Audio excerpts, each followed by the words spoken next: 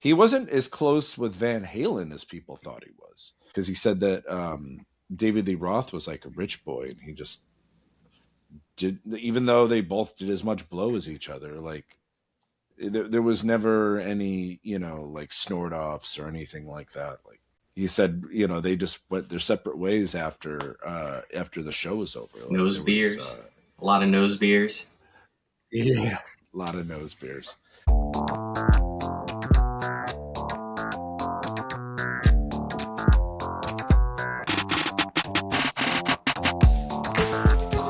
You're listening to Passed Out, the podcast where history, mystery, the occult, and the cosmos collide. Every week we explore new conspiracies, uncover hidden truths, question the impossible, and journey into the unknown. Stay curious, and welcome to Passed Out.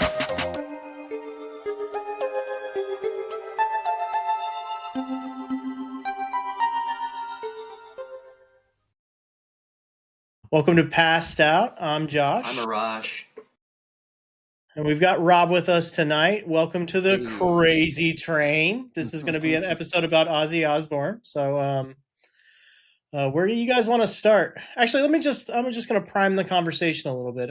Why don't you guys tell us what is your favorite Ozzy song? Each of you. Mine is Mr. Crowley. You go first, Rob. Mr. Crowley, the solo, just the overall, I mean, I'm going with vibes here, but that solo really, really, really, really does it for me. And that's a song I could listen to over and over again without getting sick of it. I feel you. I think that's probably my second favorite Ozzy song. I'm a really big fan of, my favorite Ozzy song is See You on the Other Side. Mostly because of the solo. The Zakk Wylde solo on that song is just so perfect. Are we talking Sabbath and Ozzy, or just Ozzy? It doesn't really matter. Whatever you want. Whatever anything Ozzy sang on through his career. Anything Ozzy sang on. Snowblind off of Volume 4. That's easy. I for a while I knew it well enough to play the solo. I could probably get that back, no problem. But I have like a video of it and all that. What's that song? I'm gonna get shit for this, but I can't think of the title, but it goes, oh yeah, Sweetleaf. Is that Sweetleaf? Yeah, Sweetleaf. Okay, all right, cool. making sure I remember. Everybody's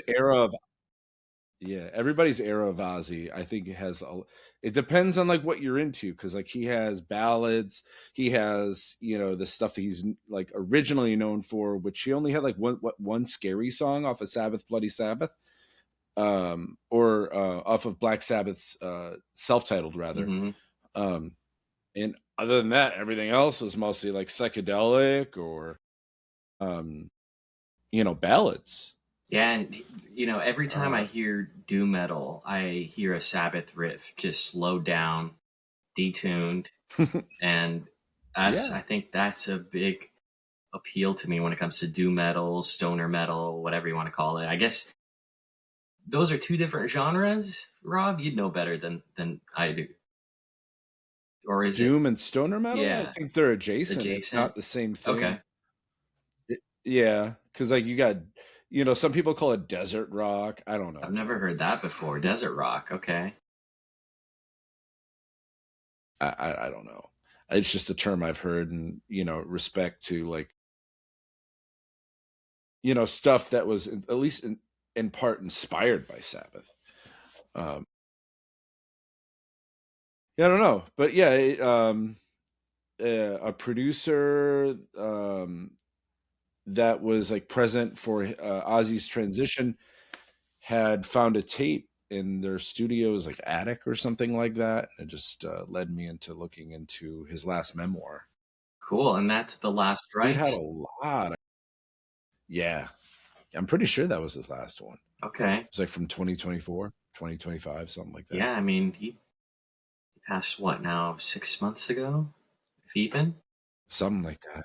Yeah, it might have been his last words as far as I'm concerned. But bro, how many memoirs did he have though? He had so many.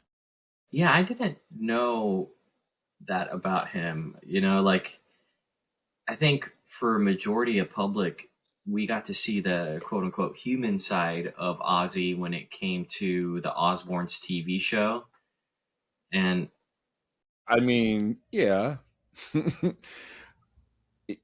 I mean, in a way, he kind of like created reality TV.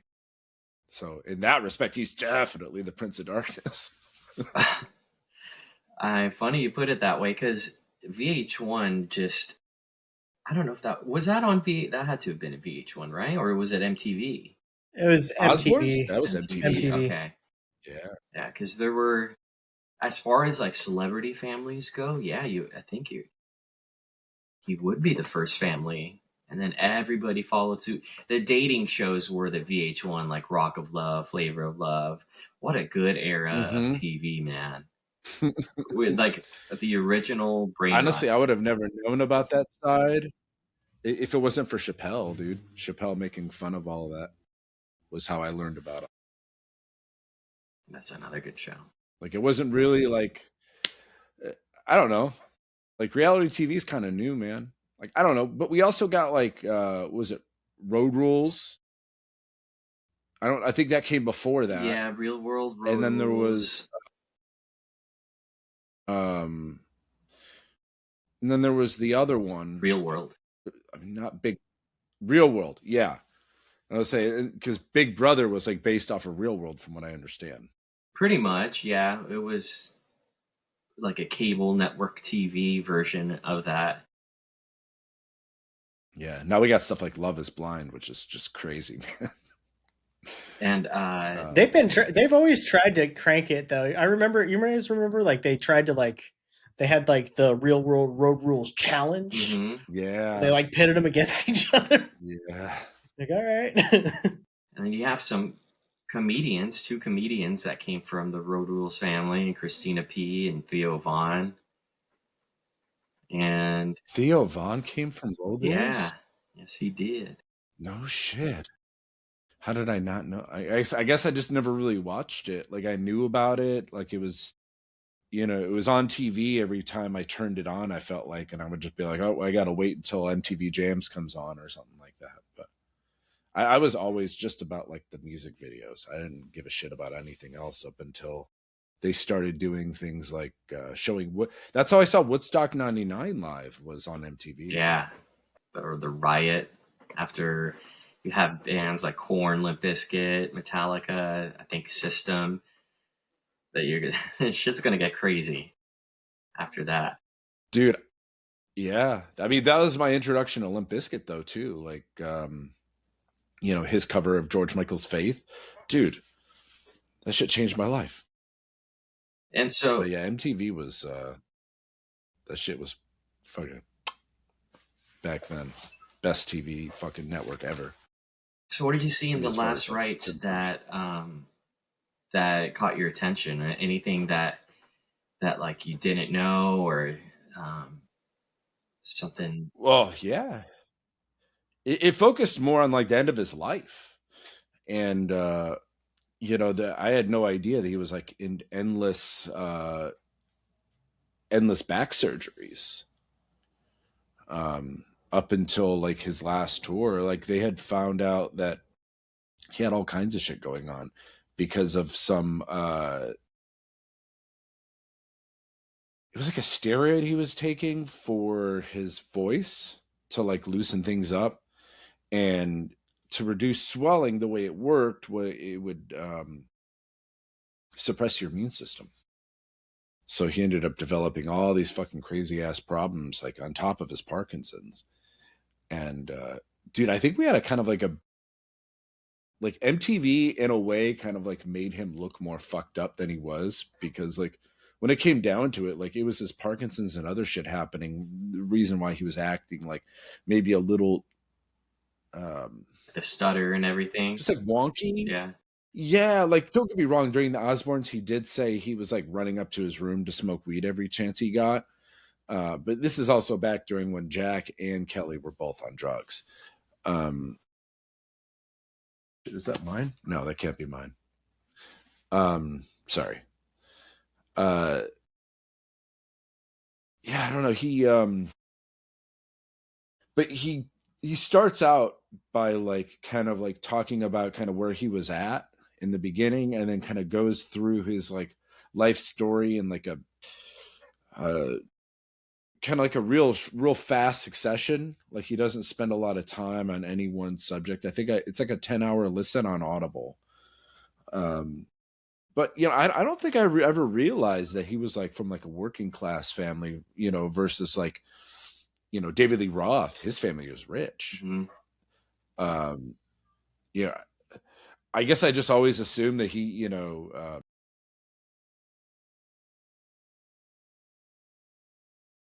I don't know. You know how, because like the Beatles came from like a poor area. I guess I always assumed that I was getting them mixed up. You know, be like, no, Ozzy was like rich because he had like, he at the end of his life he was absolutely loaded. But yeah, no, he started out in a very blue collar situation, and And I think one reason why we think he's had such a long career that pretty much mm-hmm. from the time we were born, he was already like one of the biggest names, definitely the biggest name in metal, but in general, one of the biggest names in music in general. Yeah, he refutes it, but you know, he acknowledges that people call him the godfather of metal. But you know, he also started Black Sabbath, or technically it was Earth in the beginning, before color TV was even a thing, right? So, 1970 was the first Black Sabbath album. mm-hmm, yep. But you know, they were doing stuff in the late '60s before, you know, before the self-titled album. But that's when It was things like, really took off for them. yeah, he got really inspired when the Beatles came out, and I think it was like after that when he really started like, you know, trying to figure stuff out. Um, you know, one of the things that came out that I always found really interesting about his whole life was how insecure he was about not ever picking up an instrument. I didn't know that. Yeah, and you know, it explains why he would become such good friends with the guitarist. You know what I mean? Because that's like the backbone of, you know, who you're going to harmonize with if you're a singer is with the guitarist. He had a But yeah, crazy I mean, line of talented guitarists. You got Tony Iommi, you got Randy Rhoads, yep. Zach Wild. I'm sorry if I'm forgetting any others, but those are, you know, the first ones that come to mind. I don't think there were any others that were like permanent Yeah. fixtures. Yeah, the later years there was a lot of different people playing guitars on his stuff. You know, Yeah, so many guests. yeah, a lot of, you know, and there's a lot of producer stuff too. Like I'm sure Kevin was playing on some of those records, those two records he produced. So Andrew was on his last album, I think. yeah. The guy who produced him with Post Malone. It was like Yeah. somebody that Kelly had introduced him to. Yeah. I just the albums in like the, you know, 2010, 2006, those were produced by Kevin Churko. And he had that Me album and with Rush recorded in his studio. Dreamer. That album. I know Jack had a lot to do with that.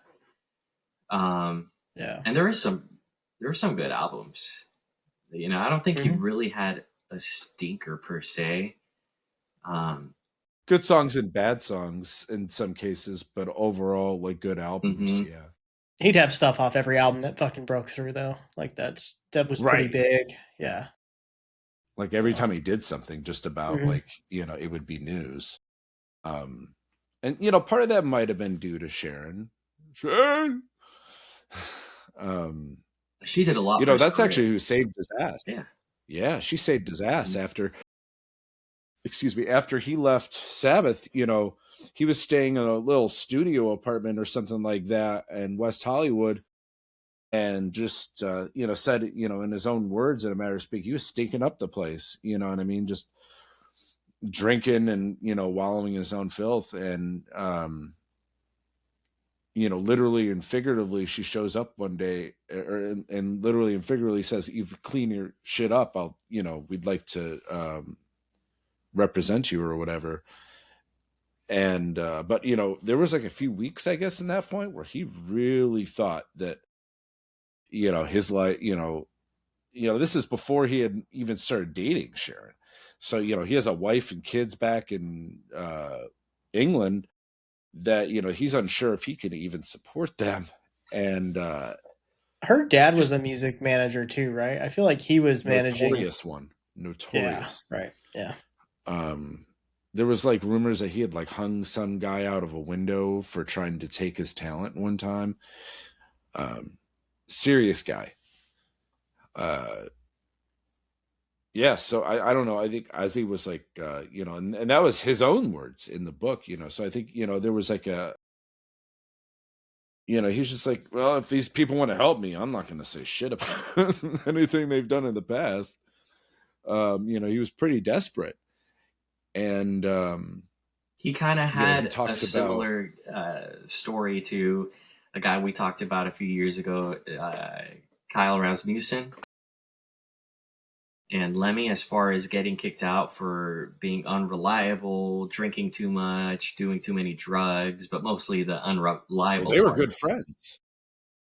Lemmy and Ozzy were very good friends. Imagine. They were both blue collar guys. Yeah. And they both lived in Hollywood during the 70s. But they also grew up playing in post-war Birmingham, like in bombed out craters and shit.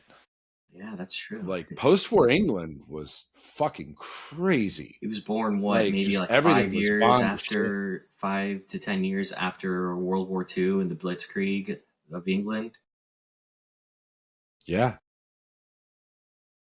Yeah, I think I don't have his exact day he was born. I thought it was like he was born in 48 maybe. Okay. So he's but like for 10 like it took a he while. Was born in 48.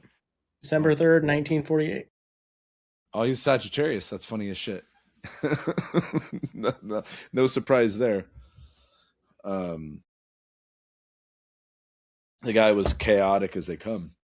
Fucking Josh, you ever hear about his first interaction with the people at CBS? No, I don't know a ton about Ozzy other than just the music. His music was like a good entryway for me into guitar when I was younger. I found my dad's cassette tape box in the garage when I was like 9 and was like just like jamming to like Bark at the Fucking Moon on like cassette and shit, just like really trying to like learn how to play my little fucking like acoustic to it, like just so he kind of is like part of my like musical upbringing. I never really went too like biographical into his life. Yeah, neither have I before this book. I just I was curious. I was like, I had no idea he had gone through all these problems. But when Sharon took him to CBS after he had started cleaning his shit up, I guess the people at his management team had given her 2 trained doves. Like you're just supposed to like release them, right, and say peace or something or rock and roll or whatever. And he's like at the last moment, he's like, I just had him in my hand. I knew what to do. And he said he did the thing, and then he just bit the fucking head off of one of the doves. So everybody they kicked him out of the building, him and Sharon. And that's kind of what, in a way, I feel like that probably started their relationship in a way too, because like it gave her an impression of him being like just having an adventure every time they're together. Now, is the bat story true? Yeah, it is. Yeah, he thought it was rubber, and it was not rubber. I think that was Des Moines, 1993, I believe. Wow, it happened way later than I thought it did. Or maybe 83. Yeah, me too. Maybe it was 83. Sorry. But it was definitely Des Moines, Iowa. I remember him saying that much. But yeah, he had some insights on Lemmy that I thought were pretty interesting. Not that I was trying to write Lemmy off. 82. It happened at a concert in 1982. Yeah, that was a pretty pivotal year for him. He mentions that year a lot, like in the respect of it kind of being like Kansas to the whole Wizard of Oz thing. Like it's not 1982 anymore, kind of a thing. But yeah, him and Sharon got kicked out of that fucking place, and I think what was Bark in the Moon was the first. That was the first album he released as a solo artist. Pretty sure. Was it that one or a different one? Josh, do you remember? Sounds right. I think so. Yeah, I'm pretty sure that's right. Well, I think Bark Blizzard at the of Moon's on Oz. Diary of a Blizzard of Madman. Oz is his Blizzard, first. yeah, which I think Okay. Blizzard of Oz had Crazy Train and Mr. Crowley on it, and then Bark at the Moon was on Diary of a Madman, which was the next album. Which Yeah, I think about the cover of both of those albums are dope. I really like it, so. fucking iconic shit, man. And that was the side of Ozzy that I learned about first too, because my dad was born in the early to mid '60s. Yeah. So like, you know, in the early '80s, like that was his, you know, that was his time too, in a way. And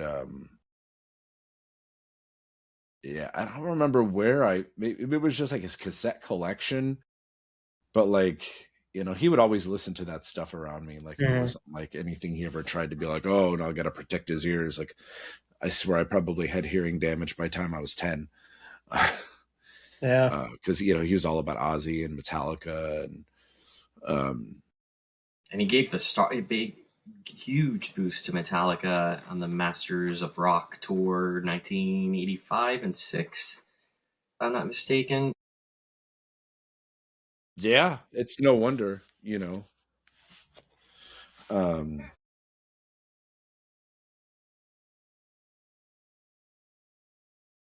But yeah, you know, he just, you know, he left the biggest fucking metal band, the, you know, the one that set the tone for an entire subgenre to become, you know, the biggest solo artist. Like he kind of created the idea that like before him, like metal bands released albums, not singles.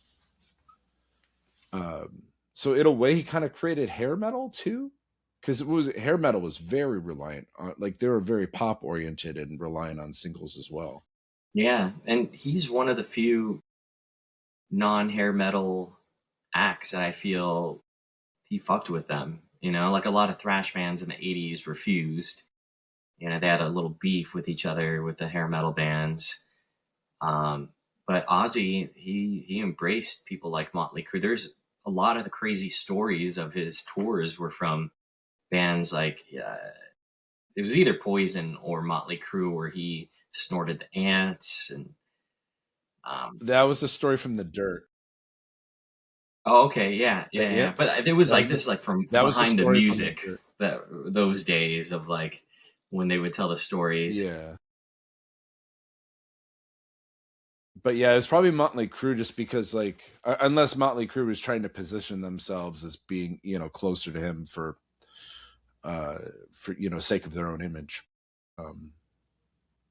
It would probably make sense. He wasn't as close with Van Halen as people thought he was, because he said that David Lee Roth was like a rich boy, and he just did, even though they both did as much blow as each other, like there was never any, you know, like snort offs or anything like that. Like he said, you know, they just went their separate ways after the show was over. Like, Nose beers, a lot of nose beers. Yeah, a lot of nose beers. But I on feel their like own, David. you know. I feel like David Lee Roth just has a bad reputation in the music world, anyways. Even Eddie and Alex from Van Halen just fucking talk a lot of shit about him. Like they didn't like him either. I've heard firsthand. I've heard firsthand from Dave's solo, the guys that toured with him on a solo project. There was a point in 2006 where I was in Cleveland. This is like when I was dating a dancer out there at the Crazy Horse, and there was a point where we were at some like nightclub downtown, and I knew the VIP girl, and she was like, "Do you want to meet David Lee Roth?" And I was like, "Fuck yeah." And she was like, "Well, you got to find Blow." And I'm like, it's like 11 o'clock at night on a Sunday. I'm like, well, that's never going to happen. And I think eventually, I don't remember how I ended up connecting with the rest of the guys from his band, but that was like, those guys were the reason I was able, I got to try Cali weed for the first time. I guess they were able to bring it with them, but not on the way back or something. Because they were not flying with him on, on his private plane. They were on commercial. And he was a douchebag or what? And, I mean, by their description, they just said that, if I didn't have tits or coke, that didn't have a chance to meet him anyways. So it was, just probably better off, in a matter of speaking.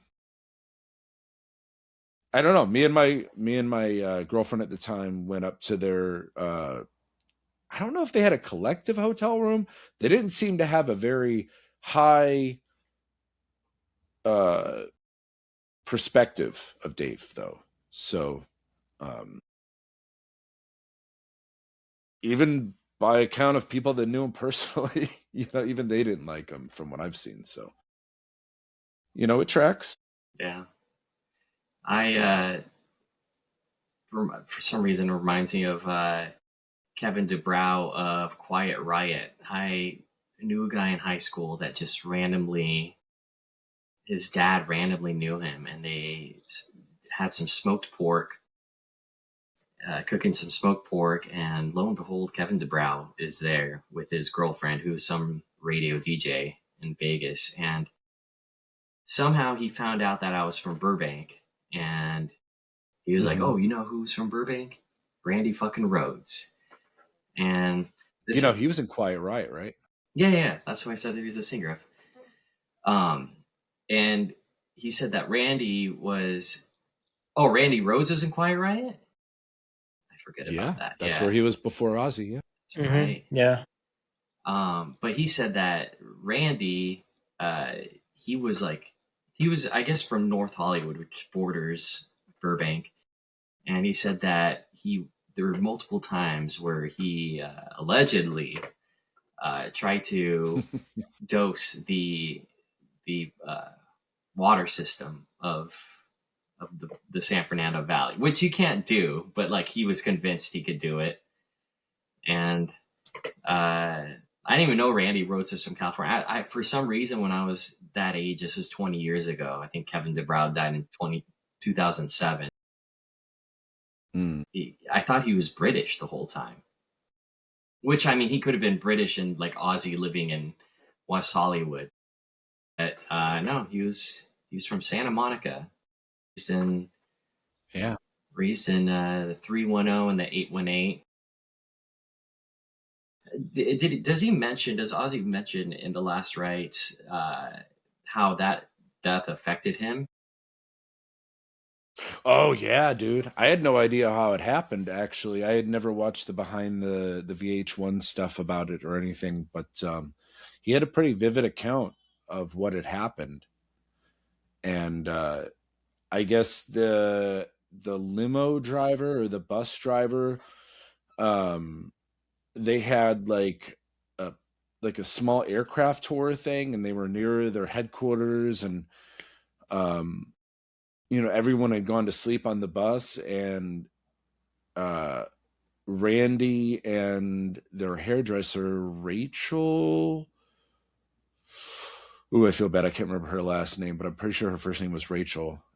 They were the two people that lost their lives because of that horseshit. But he was buzzing the bus with the plane, showing off.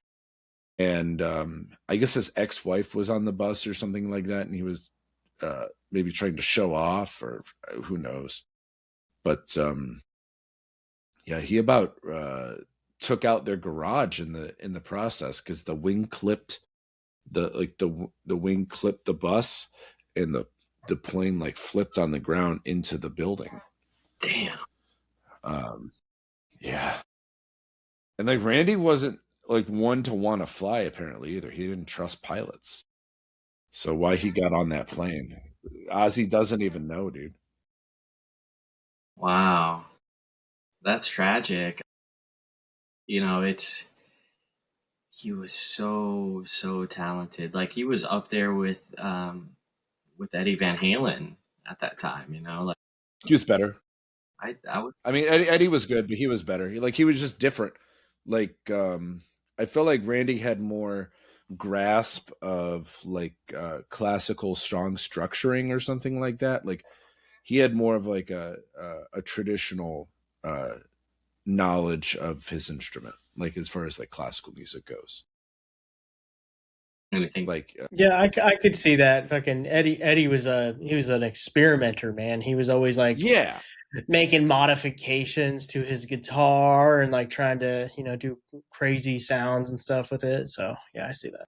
yeah. I mean, I guess better isn't really the right word, but like when you think about it, like anybody that has a grasp on their instrument to the point where they don't even need to modify it. I mean, that's Well, the modification doesn't take away from not talent. to take away from It anything. doesn't take away from his abilities. Like I kind of loop the two of them together almost. Like you know, yeah. Like I kind of hold them in the same place almost. But as a metal guitarist, just different styles. I think a lot of people would probably prefer Randy Rhoads. In a traditional rock sense, maybe the story changes there, like depending on what you want out of your guitarist. But it's a damn shame that Randy died like that. Who knows what could have happened? He was like 26, right, when that happened. He was like so young. Pretty young.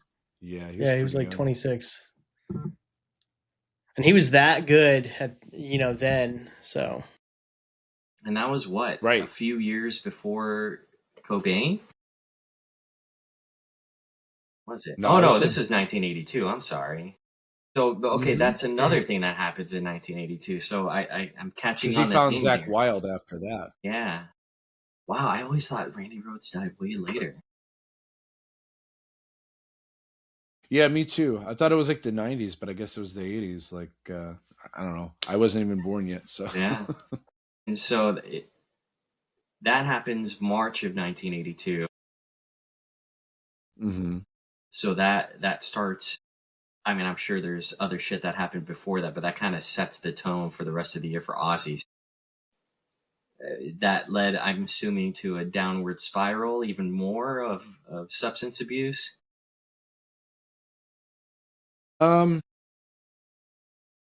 Yeah, he was just trying to avoid it, like avoid thinking about it. I think that's when he said that he kind of his use kind of graduated a little bit, to like really dangerous levels or something. It honestly, that part of his story is a blur for even me. There's maybe he doesn't talk about it a whole lot, and maybe that's why. Because he jumps around a whole lot in Last Rites. Like he doesn't like, it's not super linear. Whoever edited the book made it more linear than it was, but do you think it was finished, like, or did he pass while writing it? No, the book was finished. Okay. Absolutely. Yeah, no. Yeah, there was like a farewell chapter or whatever. Yeah, and was it? I think you were mentioning, I think before we started even recording, that there was a demo of some sort that was found.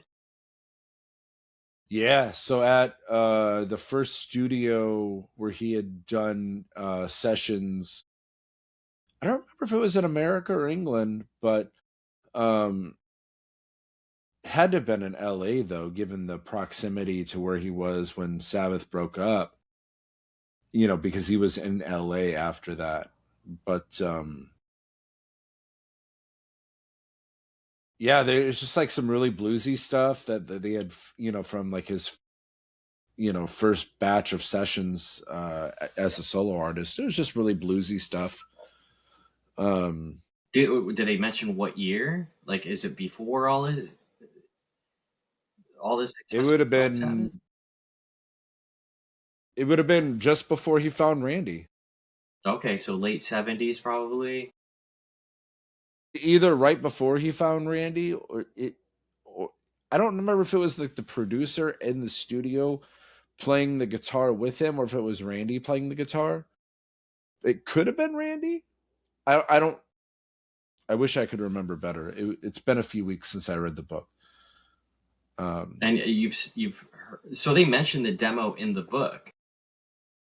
No. That was from like a Instagram thing that I had seen or something. That's what got me. That's what had me on the rabbit hole looking up the book in the first place. Yeah. But there was a guitar in the track, so I imagine it was Randy, because like, who else could it have been unless it was like his first producer, working as a solo act. Yeah. And that's up on YouTube and everything, and where you could find it to listen to it. Yeah. I could probably find it and send you the link later. Cool. Yeah. Because it was like, like a 30-second or a minute clip. It wasn't very long, but I see. It was, kind of what led. Yeah, it's what led me on the rabbit hole where I was like, oh, I got to know more about this.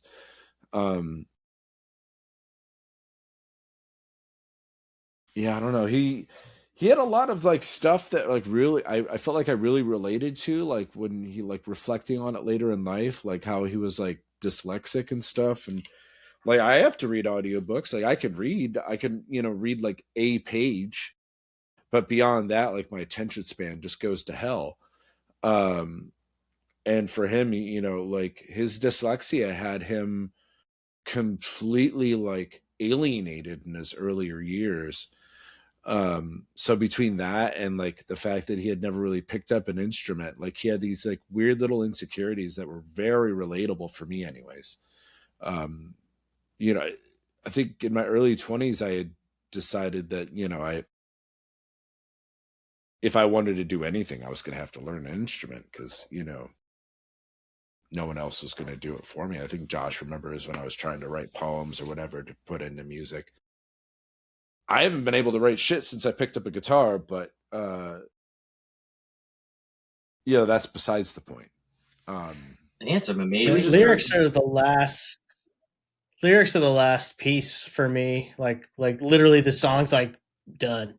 Like we're like polishing when we're like kind of like, okay, we have some lyrics now. Yeah. It was just interesting though, like, he worked a few different jobs. Like he really tried to be normal, and he just couldn't be he couldn't be anyone but Ozzy. Which I don't know if you knew, his real first name is John. A lot of people don't realize that. John Michael Osbourne. And I didn't realize until not fairly recently, well, just a few years ago, that Ozzy is just short for Osbourne. Mm-hmm. Yeah. It never clicked until one day I was like, oh, fuck. That's funny. Yeah, so stupid. Yeah, he was a great lyricist. But yeah, though. Like War Pigs is a fantastic lyrics. I mean, it goes well beyond that, but first thing that comes to mind is how well written War Pigs is. And if I'm not mistaken, he still wrote lyrics for the most part well into like late into his career. Sure. Yeah, I don't know. I don't think that anyone ever wrote for him. Except for Lemmy. I'm sure Lemmy. He's had help over the years. Lemmy wrote Mama, I'm Coming Home. I did not know that. I didn't know that either. Yeah. And that's actually about Sharon. It's like his song about so Lemmy wrote that for Sharon? Being faithful or something. Lemmy wrote that on Ozzy's behalf for Sharon. That's crazy. He had some interesting insights about Lemmy. Like not like I wanted to write him off or anything, but like the whole like his choice of wardrobe was always a little sus until you really started to understand who they are and where they came from. And Lemmy's exact words to Ozzy was, I don't collect the ideas, just the things. And that makes sense for somebody who grew up in like, the aftermath of World War II, like it's kind of like having trophies, trophies of, supposed enemy or whatever, like kind of like a source of personal power or something. So Lemmy wrote 4 songs for the No More Tears album, including Mama, I'm Coming Home, Desire, Hellraiser, and I Don't Want to Change the World. He made more money off those 4 songs in royalties than he did in 15 years with Motorhead. Ozzy had the melody and musical structure in mind, working with guitarist Zakk Wylde, but was struggling to write the lyrics. He asked Lemmy to write them, which Lemmy reportedly did in about 2 hours in a hotel room in Japan. Yeah, so basically the story of that goes, Ozzy had been like, oh, cool, man, like I'll I think he was like, Lemmy said, just come back in a couple hours. So he gave him like an extra 2 hours, and when he got back, Lemmy was like, where the fuck were you? I wrote you a second song too. Yeah. Like, just, yeah. The guy was a speed freak, Lemmy. Like, he was... No offense he never to fucking him, slept. and rest in peace to both, but you could tell with Lemmy that there was quite a bit of speed involved. He was a real motorhead for sure. Like, he looks like he smelled like motor oil, and like, I think that was the point. Yeah, I don't know. I tried to meet him. I came so close. He lived a modest life his entire life, it seems. He lived on Sunset Boulevard. I saw this crazy cool documentary about him, and like I think it was his son. In like 2015, right? Yeah. Yep. And he had... Yeah, I saw the same one. And that's how I knew to go looking at the rainbow to go see if I could meet him when I was in West Hollywood one time that same year. And I had missed him like 20 minutes. I think the Rainbow Sunset Strip. West Hollywood is where... That's what I said. Sunset Strip. Oh, I thought you said that's West in Hollywood. West Hollywood. Yeah. Isn't Sunset in West Hollywood? I don't think it's considered West Hollywood, but let me see. I might be stand correct, because I think of the gay district when I think of West Hollywood. I mean, it seemed pretty close to there. Like over by the is West Hollywood. I'm a dumbass. I'm from there. Yeah, that's what I thought. And I didn't even know that. I even played at the Whiskey A Go Go. I live in SoCal, but yeah. I have also played at the Whiskey A Go Go. Me and Raj played at the Whiskey A Go Go with the same band, just at different times. That's crazy. And when I was in the backstage, I thought about, like, think of all the crazy shit that happened here in that little tiny green I've been backstage there. Yeah, it just... Yeah. You step it in. I think a video somewhere. There's a chair in there that Eddie Van Halen signed, and I just kept sitting on it. I was like, my butt's touched Eddie Van Halen's signature. Oh, yeah. Okay. All right. Yeah. There, I think the video I have somewhere is like this guy was like hella drunk and jumped into a trash can randomly, and then his buddy just ripped the trash can to the ground, so like his friend fell on the ground, and that was like the video I have somewhere, and like in the whiskey green room. Man, the whole Sunset, I mean, that part of the Sunset Strip, it's still tripping me out that it's in West Hollywood. But even before, like, I can only imagine how insane it is right now, but you think of like the fentanyl and all that type of stuff. The Sunset Strip had that broad daylight. It was like a Fremont Street. I would even say times 10, at least when I lived there, to where it was just always a little sketchy. When it was called Skid Row? No, Skid Row is like near like more downtown LA. Oh, okay. Yeah, it was more. Maybe it's not a good way to put it, but more mental illness, drug related than Skid Row. Even though Skid Row obviously has that, it's more of a just like a homeless. It's hard to describe, but it's more like people party at Sunset Strip and kind of live at Skid Row type thing. Okay. So it's kind of like Fremont to that one area of Vegas where you see all the homeless people. Exactly. Yep. Like Washington Boulevard or that Native American wheat store. J Street. Yes. Yeah, all that shit. J Street. Yeah. Yes, sir. I hung out in there a little bit when I was trying to peddle my little insurance. I worked at Nuwu, I don't know. which was at that point it was the only drive-through weed dispensary in America. I'm sure that's changed quite a bit, but I've never been to another one that was a drive-through, so it might. There might be another one, but I've never heard of it. Yeah, at least in that area, they had a few lax rules because it was on Native American, either Paiute or Choctaw. So because of the tribe owned it, they had extra leeway as far as rules and regulations went. You probably thinking of Paiute then. Yeah. I'm pretty sure that was Paiute. It was probably Paiute. Yeah, because there was like that tobacco store right next to it. Yeah, Choctaw is Oklahoma. I know someone we all know someone who's Choctaw. Yeah, I remember her.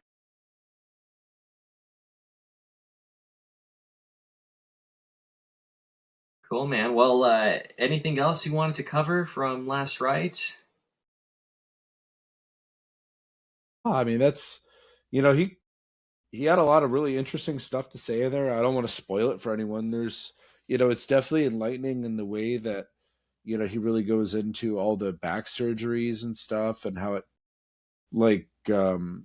kept him from being able to keep his commitments to the shows that he had set up. And man, I feel like my heart goes out more to the fans in those last couple of years because they just kept getting disappointed left and right. But yeah, he did seem like he was he seemed like he was in a pretty good place mentally, at least in the book and the way that he described everything. So he went a lot more peaceful than Hunter Thompson did. That's for sure. And I think he did a equal amount of cocaine as Hunter Thompson. So nose beers. Sorry, nose beers. I think we would all be so lucky. Maybe he was just a little too young to go out, but to accept our mortality and be with loved ones the way he was. He lived He was 70, dude. He was surprised he was still alive. For what? Yeah, considering what he did. He was 77, I think, when he passed. Mm-hmm. So perfect. I couldn't ask for more after all that abuse, man. Hey, man, Keith Richards is still doing it. Yeah, but Keith Richards, all right. So Ozzy was doing this thing that, he had like an ATV accident, I think, during the Osbournes, and it got re-aggravated because he would do this thing where he would like flop into bed, like just jump and flop into bed. And one night he fucking missed the bed and fell on the ground and fucked his neck all up again. And that's what started the whole thing. Wow. Like, he was like a giant child. Like, he had, yeah, he was definitely, due for some recovery as far as not, taking part in the way that he had in the past with the nose beers or anything, alcohol. Like, he took everything to the absolute limit. Dude, he talked about how he wanted to quit smoking cigarettes, so he started smoking Monte Cristo cigars and ended up having to switch back to cigarettes because he was smoking too many cigars. What happened? Like he just did everything to the limit, and yeah, I don't know. It's kind of like he gave us like a barometer of like for personal behavior as rock stars. He was Super 8, the embodiment of a Super 8 hotel. He did what he wanted. Absolutely. Moral of the story, guys: don't jump on the bed.